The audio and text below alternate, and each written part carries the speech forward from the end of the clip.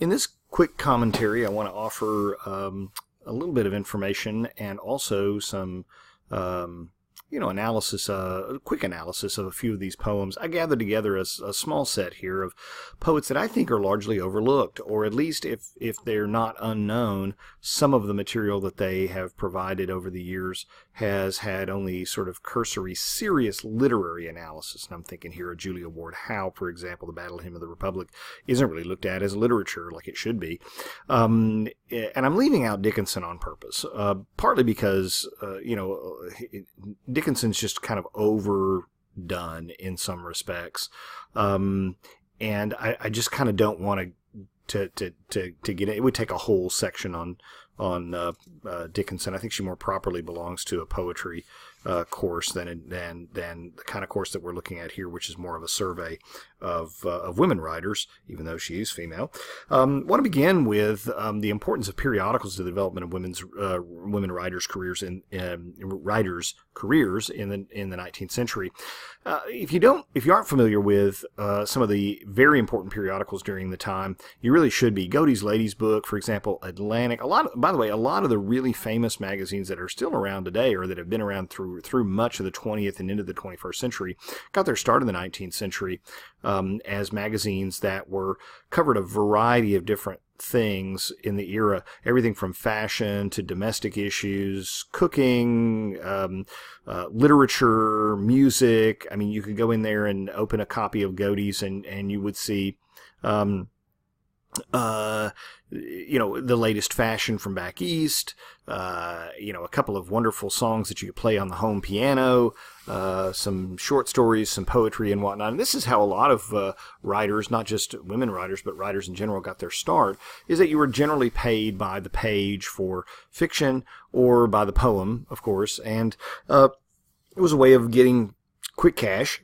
Hawthorne did that, as I said in a previous commentary. Hawthorne did that with his short stories, you create a body that's big enough of material, and you can collect it in book form and sell it as a book, and you've got an audience, and you've gotten some quick cash. It's a very smart way of doing it.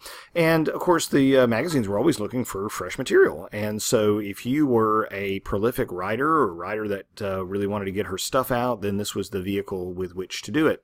And of course, even Louisa May Alcott got started doing that. She wrote for probably less prestigious journals or magazines than Atlantic Monthly, but she got some cash in her pocket and got going and got some ink on her fingers as a result of it. I want to start with Sigourney, and I'm just going to hit these real quickly. And comment on them, a few observations, really.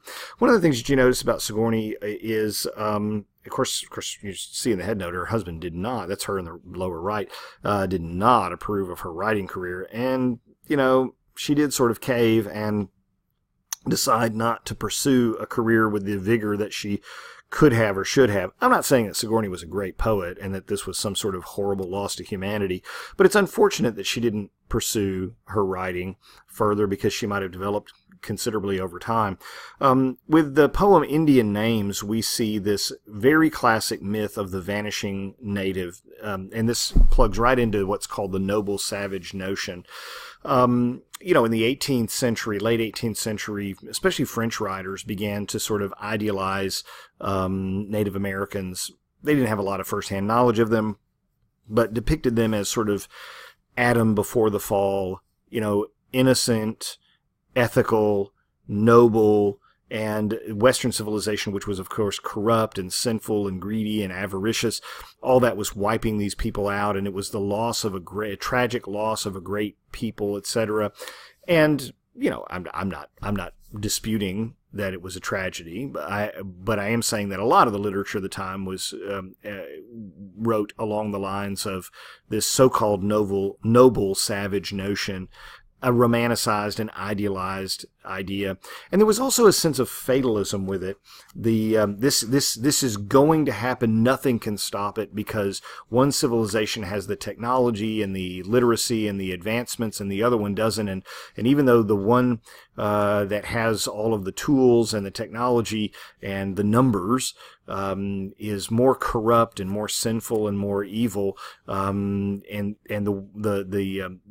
the civilization that is less advantaged in that regard, is more noble and ethical and moral, it can't be stopped. There's an inevitability, which ties in, by the way, to this manifest destiny idea that comes along a little bit later in the 19th century. But the idea of the vanishing natives started even before Native Americans started to vanish, to be honest with you, and it reaches a crescendo in the late 19th century. This is along with that, and so the question is, how will they be remembered? And of course, the poem says that the names of places, the names will help us remember them in some regard. Not much consequence there, but there's also some serious criticism of European, Euro-American civilization and how they're treating them, the Native Americans.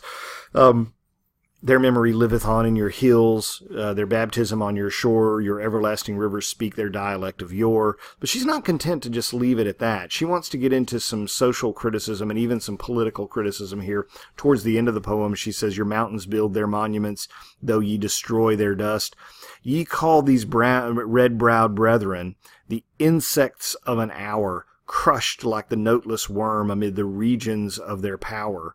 Ye drive them from their fathers' lands, ye break of faith the seal, but can ye from the court of heaven exclude their last appeal? Oh yeah, you're going to defeat these people. Your civilization is going to overwhelm them. You're going to push them out of their lands and push them and marginalize them. There's no question, there's no contest here. We have a superior technology and transportation and all these different tools that they don't have. So their fate on earth is sealed, but there's going to be an accountability there's going to be an account that's kept in the next life. She says, on through the trackless desert pass a caravan of woe.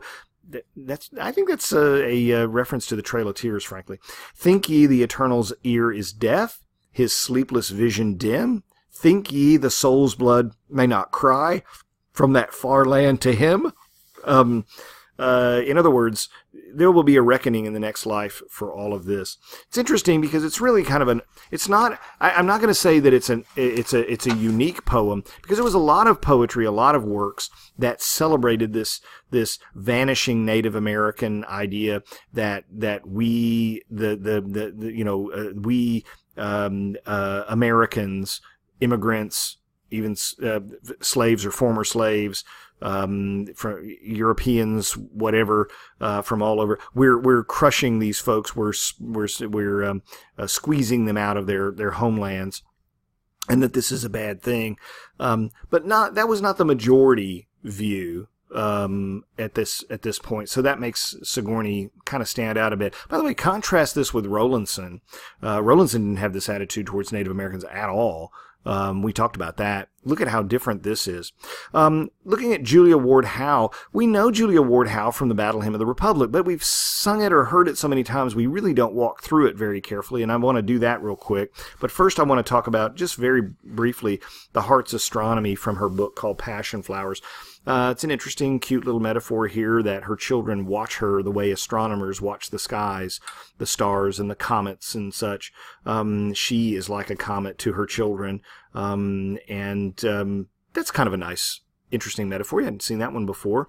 But comets, too, have holy laws, their fiery sinews to restrain, and from their outmost wanderings are drawn to heaven's dear heart again. And so one day I will return to God after I finish this life. We have to live by, but they look up to you. Your children do. They look up to you like you're some sort of amazing thing at a very early age. I question not the way I go. Who made me, gave it me. I deem thus to aspire to languish so. So it's quite an interesting thing. What I want to spend some moments on also, though, is the Battle Hymn of the Republic. And we've all heard it. Maybe you've sung it many times. I don't know. But what I want to focus on is this emerging notion during the war itself, during the war. And by the way, you see this in Lincoln's second inaugural. If you have never read that, you should go and read that, because it is a fascinating piece and very worthy of extensive study. I think it's the greatest inaugural address any president's ever made.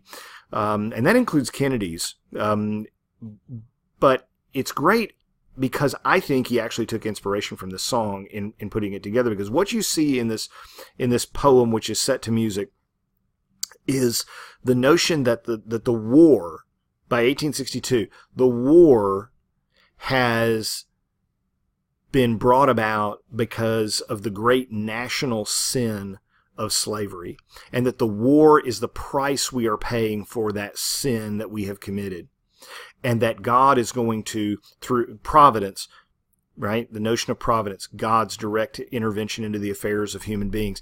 God is cleansing the country of this sin so that we can eventually achieve the greatness that we are destined for as a people, so that we can fulfill God's plan. But first, he has to get rid of this scourge, this evil that's in our hearts.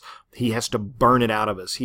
We have to bleed before we can triumph. And all these Christological images are very, very profound in here, right? The nation is like a Christ. It has to take on, it has to cleanse the sins, right, of the people.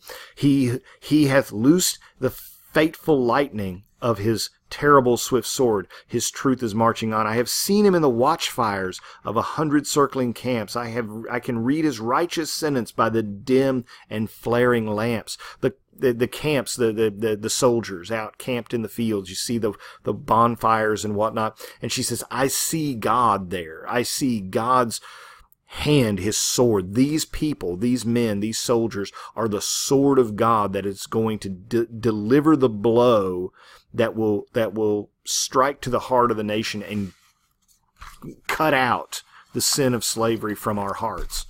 I have read a fiery gospel writ in burnished rows of steel. As ye deal with my condemners, so with you my grace shall deal. Let the hero born of woman crush the serpent with his heel.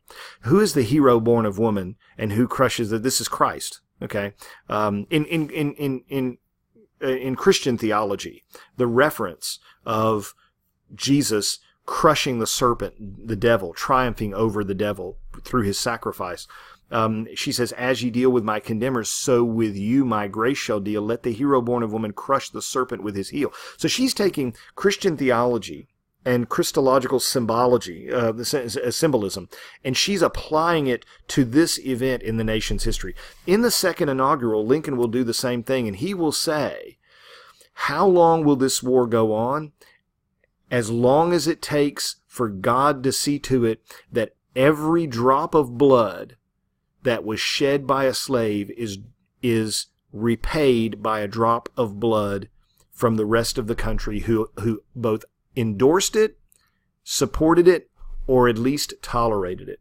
He said, if it takes a drop for drop payback, that's what, then that is God's will, and we have to go along with it. By the way, before the war, Lincoln was not a very religious man. In fact, some people say he was an agnostic.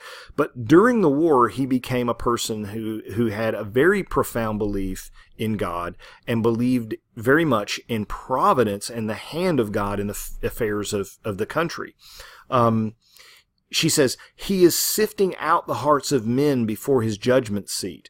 You're going to have to make a decision on this momentous issue. You have to decide, do you believe that all human beings, no matter what their race, no matter what their religion, no matter what their gender, no matter what their identity, do you believe they are all equal, or do you not? And for her, it's a religious, not a political issue. And that's so important. Are you seeing a pattern here with a lot of these writers in the mid-19th century? Things that we would think are political or social or cultural issues or domestic issues or personal issues, they elevate a lot of things to having a moral and in some cases very spiritual component. Very important. As he died to make men holy, let us die to make men free. That is probably the most powerful line in the poem. When you hear people sing this, it comes, most of the people who sing this slow down on that line, and it has this marching quality. God is marching, God is marching on. And then when they get to this line, with a glory in his bosom that transfigures you, as he died to make men holy, let us die to make men free, while God is marching on. Most people who sing it slow down and really enunciate that line to deliver that powerful point that Christ made a sacrifice. He died to get rid of sin. We have to be willing to make the same sacrifice. It almost turns all of us into martyrs for the self-purification that the war is bringing about. Because remember, the war was such a horrible thing. We have no idea what it was like to live during that time. We have no idea. So many deaths, so many lives destroyed, so many people uprooted, black and white, Native Americans, everyone was absolutely crushed by this war. It was a terrible thing. And it's natural to ask, why is this happening to us? Why are we going through this? Why is such a horrible thing happening? And it was Hal that first basically latched onto the idea that it's God's will, but not only is it God's will, it's His plan, it's His providence, and we have to go through this blood-cleansing sacrifice to get rid of this national sin and national shame so that we can emerge on the other side of this thing a better people, a purified people, a people that are ready to be the leaders of the world. We cannot lead with this sin around our necks. We cannot be the people we have the potential to be without getting rid of this. In the next video, we'll talk about a couple of other poems, but those are a couple that you should really take a second look at.